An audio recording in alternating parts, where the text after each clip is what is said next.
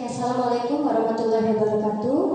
Waalaikumsalam warahmatullahi wabarakatuh. Ya, terima kasih kepada Bapak Ibu Guru yang berkesempatan hadir pada hari ini. Sebelumnya, mari kita sama-sama haturkan puji dan syukur kehadirat Allah Subhanahu wa Ta'ala, karena kita sudah diberi kesempatan kesehatan sehingga kita bisa berkumpul dalam rangka aksi nyata guru penggerak dengan tema budaya positif di sekolah kita. Salawat serta salam tak lupa juga kita curahkan kepada junjungan kita Nabi besar Muhammad sallallahu alaihi wasallam. Allahumma sholli ala sayyidina Muhammad wa ala sayyidina Muhammad. Kemarin kita habis pertemuan ya. Ibu-ibu datang di sekolah, pertemuan pendampingan individu yang kedua. Nah, sekarang saya ingin menjelaskan aksi nyata. Kebetulan kita di guru penggerak, kita belajar tentang budaya positif. Jadi kita diminta untuk menyampaikan apa yang kita pelajari selama kita mengikuti program guru penggerak. Ya, aksi nyata tentang diseminasi budaya positif. Sebelumnya saya minta maaf karena ini fokus kita tidak bisa dipakai. Kita sudah coba dengan segala cara, tapi tidak bisa dipakai. Jadi kelihatan ya, lewat laptop ya, kelihatan. Ya, ini dia ibu fasilitator saya, Ibu Iis Rosdiani SPD MPD, dan ibu pengajar praktik Ibu Iniani SPD MPD. Nah, sebelum kita mempelajari budaya positif, ada baiknya juga kita tahu tentang filosofi Ki Hajar Dewantara. Karena program mengajar kita di Merdeka Mengajar itu berpusat pada pemikiran Ki Hajar Dewantara. Ya, jadi filosofi Ki Hajar Dewantara, nilai dan peran guru penggerak, visi guru penggerak, dan budaya positif. Nah, murid menurut Ki Hajar Dewantara, pendidik itu seperti ibarat kita menanam padi. Kalau kita menanam padi, kira-kira apa yang kita tuai? Apa yang kita dapat? Hasilnya. Kalau kita tanam padi, ya yang akan kita dapatkan juga hasilnya padi ya, beras. Tapi kalau kita tanam jagung, yang kita dapatkan jagung. Tidak mungkin kita tanam padi kita akan mendapatkan jagung ya, tidak mungkin. Nah, jadi menurut Ki Hajar Dewantara, peran pendidik itu diibaratkan sebagai seorang petani yang tugasnya adalah merawat sesuai dengan kebutuhan ya tanaman-tanaman itu agar tumbuh dan berbuah dengan baik. Tentu beda jenis tanaman pada perlakuannya. Artinya bahwa guru harus bisa melayani segala bentuk kebutuhan, metode belajar siswa yang berbeda-beda, berorientasi kepada siswa. Nah, kemarin saya pernah menjelaskan bahwa mendidik itu, siswa itu ibarat seperti apa Bu Juri? Seperti perputaran planet ya. Planet itu berputar sesuai dengan porosnya. Ada yang cepat, ada yang lambat. Begitu juga murid kita. Murid kita juga ada yang cepat, ada yang lambat. Jadi kita tidak bisa memaksakan suatu materi kepada murid kita tuh semuanya harus bisa, tidak bisa. Ya, maka dari itu menurut Ki Hajar Dewantara, bentuk kebutuhan caranya yaitu dengan memberikan kebutuhan metode belajar siswa yang berbeda-beda. Bagaimana supaya semua siswa itu memahami materi kita, ya? Cara perlakuan kita menanam padi dengan cara perlakuan kita ketika menanam jagung berbeda, ya kan? Begitu juga dengan siswa kita, ya. Nah, kesimpulan dari pemikiran Ki Hajar Dewantara, guru sebaiknya memberikan kebebasan kepada anak untuk mengembangkan ide, berpikir kreatif, mengembangkan bakat dan minat siswa, tapi kebebasan itu bukan mutlak. Tetap perlu adanya tuntunan dan arahan dari guru agar anak tidak kehilangan arah dan membahayakan dirinya. Artinya apa? Peran kita sebagai seorang guru itu bukan menuntut anak, tapi menuntun bagaimana supaya tumbuh kembang anak itu berjalan sesuai dengan kodratnya. Ya, apa kodratnya? Kodrat alam dan kodrat zaman. Bagaimana anak-anak itu bisa mengembangkan minat dan bakatnya, ya. Tapi kita hanya memberikan arah saja agar anak-anak tidak kehilangan arahnya. Itu peran kita. Bukan menentukan kamu harus di sini tidak. Hanya mendampingi. Ya, lanjut. Apa yang dapat segera saya terapkan lebih baik agar kelas saya mencerminkan pemikiran Ki Hajar Dewantara? Nah, apa yang kita lakukan? Yang pertama, memberikan kebebasan kepada anak untuk memahami materi sesuai dengan kemampuannya. Berikan kebebasan kepada anak, ya, karena anak itu ada yang cepat, ada yang lambat. Kasih dia kebebasan, jangan kita tuntut. Yang kedua, tidak memaksakan kehendak kepada anak. Terkadang kita guru suka memaksakan kehendak ya. Kalau misalnya anak ribut, langsung kita paksa harus diam. Ya, kasih dia penjelasan kenapa dia harus diam. Jangan kita memaksakan kehendak kita. Nilai harus sekian, tugas harus selesai sekian. Tapi kita tidak memberikan penjelasan kepada anak apa manfaatnya atau gunanya ketika nilai kita tinggi atau tugas kita dilaksanakan tepat waktu. Lalu memberi teladan, menginspirasi dan memberi dorongan kepada anak-anak. Ya, kita sebagai guru harus bisa memberi teladan yang baik sebagai pemimpin pembelajaran di kelas. Mengajak anak untuk membuat peraturan dalam kelas. Bagaimana caranya? Dengan membuat kesepakatan kelas. Jadi sebelum masuk, kita minta anak-anak buat kesepakatan kelas. Apa yang mereka mau dari dia dan teman-temannya. Misalnya, Bu, saya mau semua kita tidak ribut, maka kita buat kesepakatan kelas kita. Jadi ketika kita masuk di dalam kelas, kalau ada anak-anak yang melanggar, tinggal kita bilang apa kesepakatan kelas kita kemarin. Kesepakatan kelas itu bukan dibuat oleh guru, tapi bersama-sama. Dengarkan apa pendapat dari siswa, itu yang kita jadikan kesepakatan. Lalu mendahulukan kepentingan, kebutuhan atau keinginan anak dan menciptakan pembelajaran yang inovatif dan menyenangkan. Bagaimana cara menciptakan pembelajaran yang inovatif? Yaitu dengan membuat media pembelajaran yang menarik. Bisa melalui Canva, ya, PowerPoint, atau misalnya poster, ya, banyak media pembelajaran. Atau misalnya tidak hanya belajar di dalam kelas, bisa juga kita belajar di luar kelas, ya. Nah, ini nilai-nilai yang harus dimiliki oleh guru. Ya, saya ambil dari nilai guru penggerak. Yang pertama, berpihak pada murid. Apa maksudnya berpihak pada murid? Kita mengutamakan kepentingan anak-anak. Kalau di sekolah, kepentingan anak-anak itu nomor satu. Ya, kalau bagaimana menciptakan pembelajaran yang nyaman, menyenangkan, anak-anak suka. Kalau kita berhasil menciptakan pembelajaran itu, maka kita sedang berpusat atau berpihak kepada murid. Yang kedua, kolaboratif. Apa itu? Kerjasama antara guru dan siswa, guru dan rekan guru, guru dan orang tua siswa, dan guru dengan orang tua siswa. Lalu mandiri. Nah, guru juga harus punya sifat mandiri, nilai mandiri. Apa itu mandiri? Salah satu orang yang mempunyai nilai mandiri, dia melakukan sesuatu itu tanpa perlu disuruh, atas kemauan sendiri, ya, mulai dari diri sendiri. Lalu reflektif. Apa itu reflektif? Introspeksi diri. Kita lihat, jangan ketika kita keluar dari kelas langsung kita tutup saja, lalu kita keluar kelas. Apa yang harus kita lakukan? Tanya kepada anak-anak, bagaimana tadi cara mengajar ibu, apa yang kalian suka dari ibu, apakah kalian paham tadi ketika ibu menjelaskan. Itu kita merefleksi diri kita. Lalu inovatif. Guru harus inovatif. Apa inovatif? Bisa menciptakan kegiatan yang menarik di sekolah, menciptakan media pembelajaran yang menarik di sekolah, ya, sehingga anak-anak tidak merasa bosan. Lalu berpihak pada murid. Apa maksudnya berpihak pada murid? Ya, yang pertama mengutamakan kepentingan murid dalam setiap kegiatan pembelajaran, seperti yang saya bilang tadi. Yang kedua, guru berperan sebagai fasilitator. Ingat, kita itu hanya sebagai fasilitator, ya, bukan kita sebagai penentu arah, bukan. Lalu yang ketiga, menciptakan pembelajaran student center.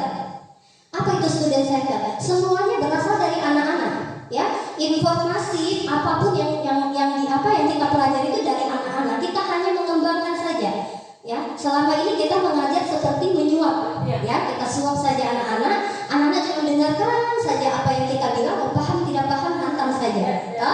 Tapi tidak bisa begitu, ya. Itu namanya berpusat kepada guru, ya. Lalu membantu murid agar mandiri, kreatif dan berpikir kritis. Nah, gurunya juga harus punya sifat mandiri, kreatif dan berpikir kritis, baru anak-anaknya bisa, ya. Apa maksudnya kreatif? Ya, menciptakan sesuatu yang menarik, ya. Lalu apa maksudnya berpikir kritis? Bagaimana kita berpikir supaya kita menciptakan anak-anak itu bisa mengeluarkan pendapatnya, berpikir kritis. Membantu murid agar memiliki budi pekerti yang baik dengan cara budaya positif yang akan saya jelaskan. Nah, mandiri, apa saja komponen mandiri? Memiliki kepercayaan diri yang tinggi, yakin bahwa dirinya memiliki potensi.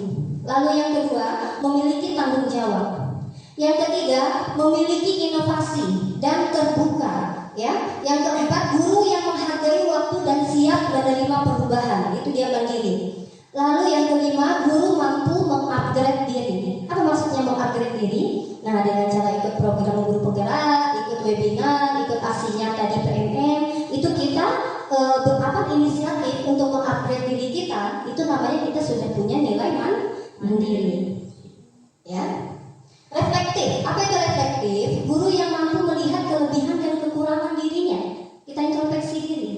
Yang kedua, guru yang selalu melakukan introspeksi diri, senantiasa memaknai dari pengalaman yang pernah dilalui. Jadi kalau setiap ada kejadian, kita pikir, oh ternyata saya begini, oh ternyata saya salah, oh ternyata itu namanya refleksi. Kita sering ya kayak gitu ya, refleksi diri. Guru yang memiliki daya saing yang tinggi, ketika melihat temannya berhasil, kita juga termotivasi untuk berhasil. Ketika temannya bisa menciptakan pembelajaran yang menarik, kita juga termotivasi. Itu guru yang mandiri. Guru yang menjadikan refleksi sebagai kebiasaan, ya. Inovatif, menimbulkan ide atau gagasan yang tepat guna.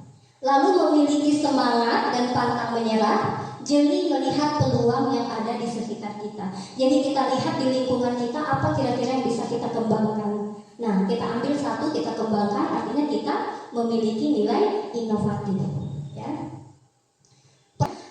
Budaya positif ini akan memunculkan rasa aman dan nyaman pada murid dalam proses pembelajaran, dan budaya positif juga dapat mendorong murid untuk mampu berpikir, bertindak, dan menciptakan sebagai proses memerdekakan dirinya sehingga murid lebih mandiri dan bertanggung jawab. Nah, di dalam budaya positif kita mempelajari adanya disiplin positif, yaitu pendekatan mendidik anak untuk melakukan kontrol diri dan pembentukan kepercayaan diri. Yang kedua, nilai kebajikan dan keyakinan yang kelas. Tujuannya yaitu mengacu pada nilai-nilai dan prinsip-prinsip mulia yang dianut seseorang, misalnya nilai kejujuran, nilai kesamarataan, nilai rasa saling tolong menolong, saling menghargai dan menghormati. Itu adalah nilai-nilai keyakinan atau nilai-nilai kebajikan universal, ya. Posisi kontrol. Nah, kita sebagai guru bisa memiliki 5 posisi kontrol. Yang pertama, sebagai pemberi hukuman. Yang kedua, pembuat rasa bersalah. Yang ketiga, sebagai teman. Yang keempat, pemantau. Yang kelima, manajer. Artinya apa? Ketika kita menghadapi siswa yang bermasalah, guru ini pasti akan mengambil posisi salah satu ini. Sekarang saya tanya, selama ibu-ibu mengajar, kalau ada siswa yang bermasalah, ibu-ibu itu selalu mengambil di posisi yang mana? Yang pertama, sebagai pemberi hukuman. Ketika siswanya salah, kita kasih hukuman. Ya, itu namanya pemberi hukuman. Disuruh jalan jongkok, disuruh lari keliling lapangan, hormat bendera. Artinya kita selama ini menjalankan posisi kontrol sebagai pemberi hukuman. Lalu pembuat rasa bersalah. Kalau pembuat rasa bersalah, biasanya kita panggil anaknya, baru kita bilang, "Nak, kamu jangan begitu, nanti ibu kena marah. Nanti kamu jangan begitu, nanti ibu kena marah sama kepala sekolah, kena tegur sama kepala sekolah." Membuat anak jadi merasa bersalah. Kenapa kamu seperti itu? Nggak kasihan kamu sama orang tua kamu? Kayaknya saya pernah kayak gitu ya. Sering kayak gitu. Kalau ada siswa bermasalah, pasti kita buat anak itu supaya dia menangis, supaya dia sedih. Sebenarnya itu tidak boleh, ya. Itu bukan cara yang baik untuk menyelesaikan masalah. Yang ketiga, sebagai teman. Ya, kalau misalnya dia terlambat, "Kenapa kamu terlambat lagi?" "Oh, tenang. Yang jelas besok jangan terlambat toh." Nah, kayak gitu itu berarti kita memposisikan kita sebagai teman. Tenang, Ci, ada ibu dan cukup kena marah. Nah, itu berarti kita sebagai teman. Lalu yang ketiga, pemantau. Kalau pemantau itu dia itu suka mencatat. Kayaknya ala Pak Pandi kayaknya kalau pemantau ya. Dia suka mencatat. Terus, "Oh, kamu terlambat, Bapak catat ya. Besok lagi kamu terlambat. Oh, kamu sudah 2 kali terlambat dalam catatan." Itu berarti pemantau, ya. Terus kalau pemantau dia bilang apa yang kita sepakati. Kamu kalau misalnya terlambat, hukumannya apa kemarin? Misalnya kita sudah buat kesepakatan. Oh, misalnya sikat WC. Artinya itu dia jalankan sebagai pemantau. Dia memberi hukuman ketika dia sudah disepakati. Ya, sudah ada aturan yang disepakati. Nah, yang ketiga, manajer. Nah, inilah posisi yang paling bagus yang kita lakukan ketika menghadapi siswa yang bermasalah. Kita posisikan diri kita sebagai manajer. Apa itu posisi sebagai manajer? Sebentar, ada videonya ya. Lalu yang keempat, kebutuhan dasar. Ibu-ibu, anak-anak ketika dia melakukan sesuatu, atau jangan anak-anak, setiap manusia ketika dia melakukan sesuatu pasti ada alasan. Iya kan? Pasti ada alasan yang mendorongnya. Apa alasannya? Yang pertama, kebutuhan untuk bertahan hidup. Misalnya, ya, Bu Muli menemukan siapa namanya Amran, dia tidur di kelas. Ya, dia tidur di kelas itu pasti ada alasannya. Nah, kita sebagai guru cari tahu dulu apa alasannya. Apakah dia tadi belum makan? Kalau dia belum makan, artinya dia bertahan hidup. Kebutuhan bertahan hidupnya di situ. Ya, dia butuh makan. Makanya dia malas-malasan di kelas. Lalu yang kedua, kasih sayang dan rasa diterima. Bisa jadi Amran tidur di kelas, dia cuma mengambil perhatiannya Ibu Muli supaya ditegur, dianggap kalau ditegur Bu Muli artinya ibu memperhatikan dia, ibu sayang sama dia. Ya, dia butuh rasa kasih sayang dan diterima. Lalu yang ketiga, penguasaan. Mau dibilang mungkin sama teman-temannya, toh dia yang paling hebat atau paling apa toh ya. Toh itu dapat penguasaan. Lalu yang ketiga, kebebasan. Mungkin dia bosan sama cara belajar kita di kelas, dia ingin kebebasan, mungkin dia pingin metode yang lain, ingin belajar di tempat yang lain, dia butuh kebebasan. Toh karena dia rasa dia di dalam sini itu terkekang, ya. Terus kesenangan, bisa jadi itu dia merupakan kesenangan dia suka begitu karena dia happy. Kalau dia tidur di kelas itu dia happy buat Ibu Muli marah. Misalnya Ibu Muli marah-marah sama Amran, toh dia suka itu, dia senang lihat ibu marah. Jadi dia melakukan itu karena kesenangan. Ya, ada alasannya. Nah, lalu segitiga restitusi. Nah, ini segitiga restitusi adalah tahapan-tahapan ketika kita menghadapi siswa bermasalah agar siswa yang tadinya berada di identitas gagal karena melakukan kesalahan bisa menjadi identitas berhasil dan dapat diterima kembali oleh kelompoknya. Itu dia segitiga restitusi. Nah, ini dia kebutuhan dasar, ya.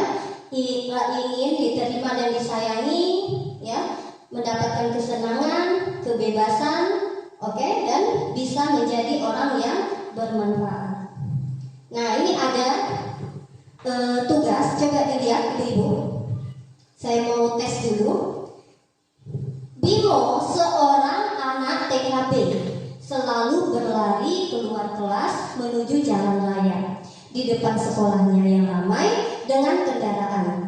Tingkahnya membuat guru Bu Ani bingung dan seringkali lari mengejarnya. Ada beberapa kemungkinan jawaban yang diberikan Bimo. Apabila Bimo ketika ditanya dia menjawab, aku senang main kejar-kejaran dengan ibu guru, seru. Artinya apa? Kebutuhan apa yang ingin dimiliki oleh Bimo? Yaitu kebutuhan mendapatkan kesenangan. Ingat tadi ya, kebutuhan tadi ya. Lalu yang kedua, kalau jawaban Bimo seperti ini, ibu kejar aku karena ibu guru sayang aku. Artinya dia butuh cinta dan kasih sayang.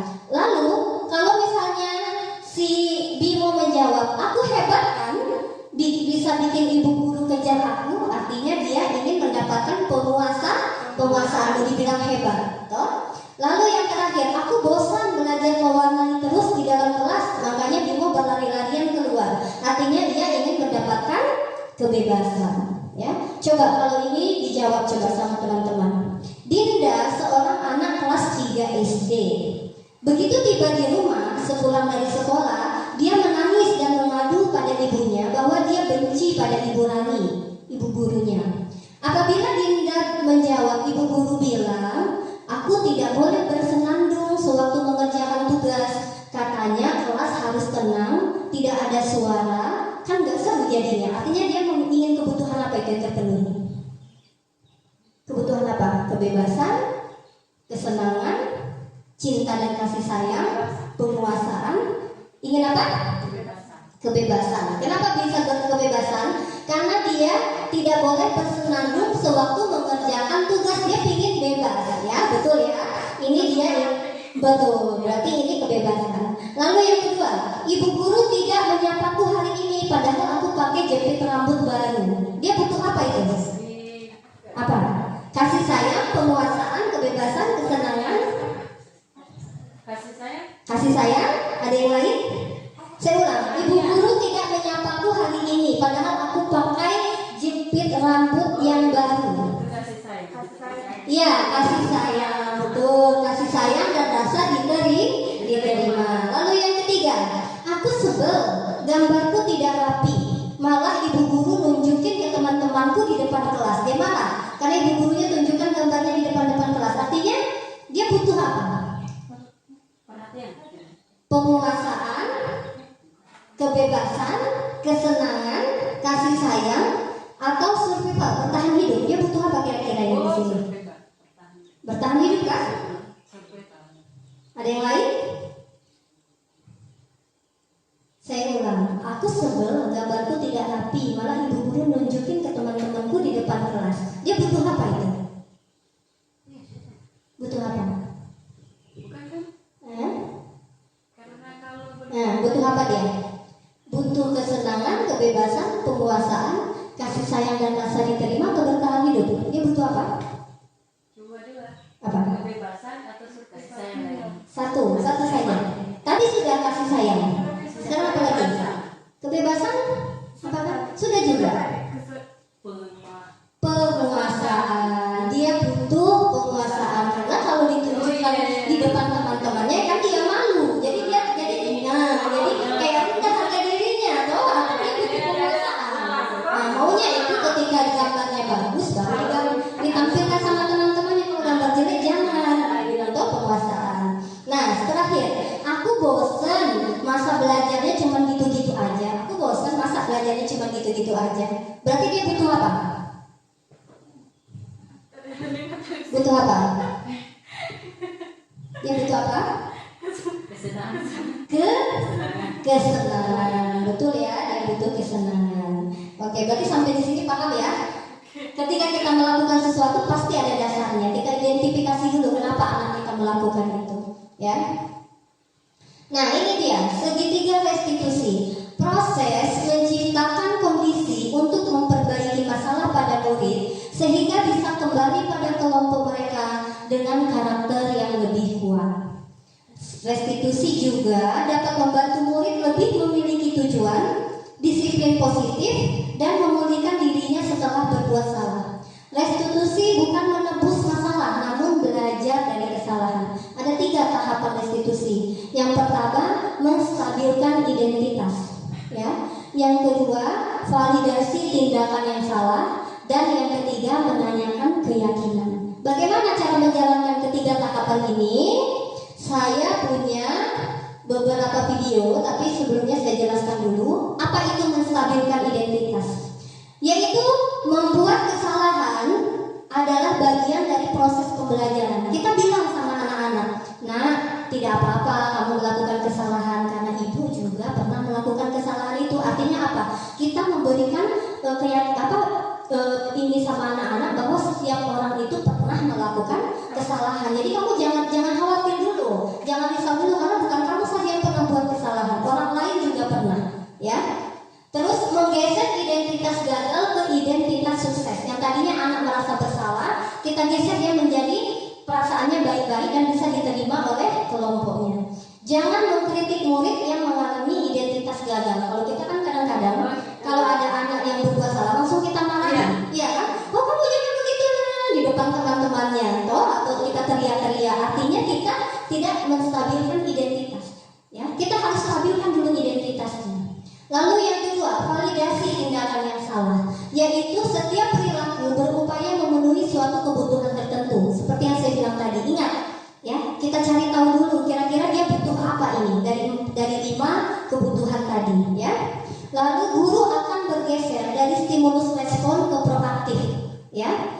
Terus menggali dan memahami kebutuhan murid akan memperbaiki hubungan dengan murid. Pertanyaan atau pernyataan disampaikan dengan menggunakan nada tidak menghakimi atau menyalahkan murid. Jadi kita jangan menghakimi dan menyalahkan murid ketika kita memberi pertanyaan dalam tahap validasi tindakan yang salah. Menanyakan keyakinan.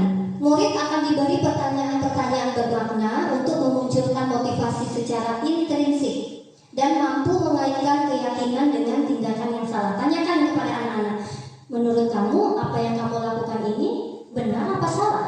Ya kan? Kamu yakin Iya Bu, saya yakin perbuatan saya salah. Menurut kamu apa cara yang lebih baik? Keyakinan apa yang akan kamu apa namanya?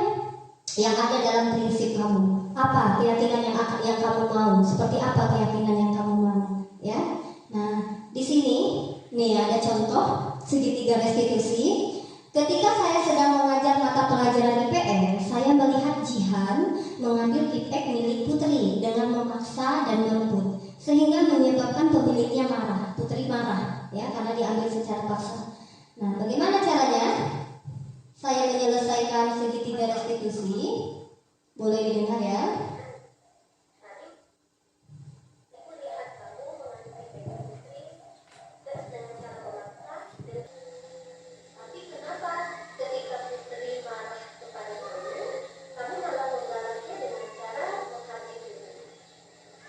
Ibu-ibu seringnya melakukan posisi kontrol yang mana? Apakah manajer, atau penghukum, atau pemberi rasa bersalah, pemantau, atau teman? Ibu Juli biasanya kalau sama murid-murid bagaimana? Posisi apa yang sering ibu terapkan? Posisi yang saya sering terapkan yaitu sebagai teman. Sebagai teman. Ya, Oh, iya. tapi ada batasannya. Gitu. Ketika kita bicara, dia harus tahu siapa saya dan siapa kamu. Tetapi kita harus mendominasi namanya bersahabat antara siswa dan murid. Ya, siswa dengan guru. Ya. Berarti cara Bu Juli menyelesaikan masalah dengan posisi teman, menganggap anak atau murid kita itu sebagai teman, ya kan? Kalau teman itu cenderung mukanya datar, nada suaranya datar, ya kan? Nah, kalau Ibu, posisi apa yang sering diterapkan? Posisi manajer. Posisi manajer. Oke, posisi manajer ya, dengan memberi pertanyaan-pertanyaan ya yang bermakna. Posisi pemantau. Posisi pemantau. Kalau Ibu Muli, posisi apa Bu Muli? Saya sebagai. Oh, kalau Bu Muli posisi pemantau. Kalau Iya. saya masih rasa teman seperti contohnya ketika siswa itu hari meminta bola voli, tapi saya tidak mau mereka main voli karena situasinya kita akan pulang. Iya. Nah, untuk supaya dia merasa nyaman, kita ikuti caranya dia. Oh, ikuti maunya. Iya. Iya. Tapi dia harus ikuti juga kita. Oh. Contohnya seperti kita bilang sore saja kita datang. Alhamdulillah sore dia datang. Tetap diberlakukan tapi bukan saat itu. Iya. Tapi Ya pasti ya, tapi kamu memilih untuk tetap bertahan dan sabar. Kamu memilih untuk tidak berbuat lebih parah lagi kan? Iya. Nah, sekarang coba kita lihat lagi. Tindakan kamu yang minta PK di kelas. Tindakan kamu itu kira-kira sesuai dengan keyakinan kelas atau motivasi? Oke, dia menanyakan keyakinan. Ya, coba kita lihat dari video tadi, ada tidak pertanyaan atau pernyataan yang menyalahkan atau menghakimi dari gurunya? Tidak ada ya? Nah, dia hanya memberi pertanyaan-pertanyaan saja, siswa semuanya menjawab. Nanti kita timbal lagi dengan pertanyaan-pertanyaan sampai dia mendapatkan keyakinan dan sampai dia menyadari kesalahannya sendiri. Dia cari sendiri solusinya. Oke. Mungkin cuma sampai di sini materi kita hari ini. Kesimpulannya ya tentang materi budaya positif di sekolah. Bagaimana cara menciptakan budaya positif di sekolah? Yang pertama, ayo kita buat keyakinan kelas dan keyakinan sekolah supaya ada dasar kita ketika kita ingin melakukan sesuatu apa yang kita capai. Ya. Yang kedua, yaitu ketika kita menghadapi siswa yang bermasalah. Cara yang pertama yang kita lakukan, mengidentifikasi kebutuhan apa yang anak kita. Kita cari beberapa poin yang akan kita kembangkan dari anak-anak kita. Begitulah cara untuk menerapkan disiplin positif di sekolah. Baik, hanya ini yang dapat saya sampaikan. Semoga bermanfaat. Saya akhiri. Wassalamualaikum warahmatullahi wabarakatuh.